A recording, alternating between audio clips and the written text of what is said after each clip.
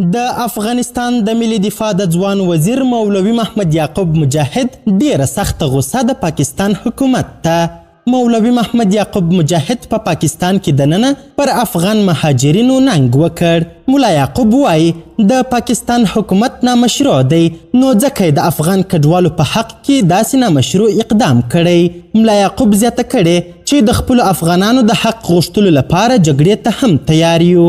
عباس ستانکزي هم پر پاکستان توند ګزارونه کړي.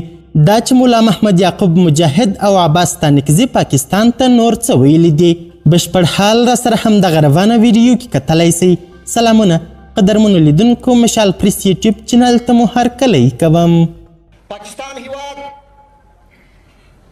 چې کومه پریکړه کړې ده د افغانانو په هکله او د افغانستان د مهاجرینو په هکله چې دوی به د نومبر تر اولې نیټې پورې د پاکستان څخه وځي، دا پریکړه موږ غندو. دا پریکړه غیر عادلانه بې انصافه پریکړه ده.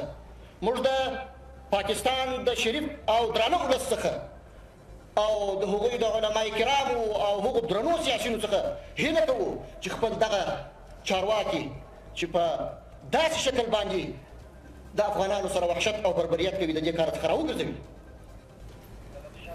دا کار به د دواړو هیوادونو ترمنځ اړیکې ترینګلې کړي او دا کوشش چې موږ او تاسې یې په ګډه کوو چې موږ د هیوادونو سره خپلې اړیکې برحاله کړو. په داسې شکل باندې دا کار په داسې یو وحشت او بربریت سره چې څوک یې کوي موږ نشو کولی. نو هیله او ارزو لرو د ټولو نړیوالو بنسټونو څخه، هغو هیوادونو څخه چې د بشر د حقوقو مدافعین ځانونه بولي، ملل متحد او نور سازمانونه باید میدان ته راشي او د پاکستان لاس ونیسي د دې عمل څخه. دا عمل د افغانستان د ملي دفاع سرپرست وزیر مولوي محمد یعقوب مجاهد د پولیسو له اکاډمۍ څخه د افسرانو د 14مې فراغت غونډې په مراسمو کې د افغان مهاجرینو د ایستلو په اړه د پاکستان پریکړه وغندله او هغه یې غیر عادلانه او غیر مشروع وبلله.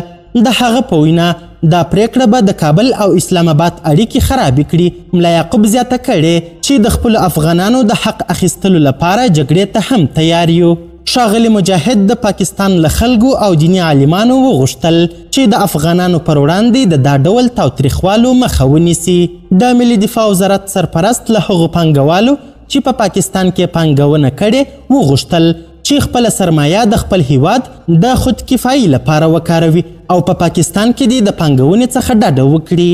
همدارنګه دې ته ورته د بهرنیو چارو وزارت سیاسي مرستیال شیر محمد عباس ستانکزي هم د پولیسو اکاډمۍ 14مې دورې فراغت غونډې کې د افغان کډوالو د ویستلو په برخه کې د پاکستان وروستۍ پریکړه یو اړخیزه بللې او زیاته یې کړه چې پاکستان دې له افغان کډوالو سره د نړیوالو قوانینو او ګاونډیتوب اصولو پر بنسټ چلند وکړي.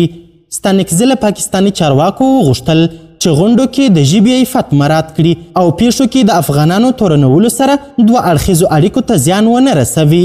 د بهرنیو چارو مرستیال وزیر زیاته کړې موږ خپلې امنیتي او اقتصادي ستونزې حل کړي او دې برخه کې تجربه لرو.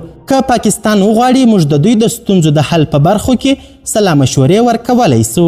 هغه په خپلو خبرو کې وویل افغانانو د افغانستان په ګډون پاکستان هم آزاد کړی او که مجاهدین نه وای پخوانی شوروی به تر ګوادر بندره رسېدلی و. هغه له امریکا او اروپایي ټولنو هم وغوښتل چې له اسلامي امارت سره دې تعامل وکړي او له اخطارونو دې لاس واخلي. قدرمنو لیدونکو، د ویډیو له کتلو مو نړۍ مننه.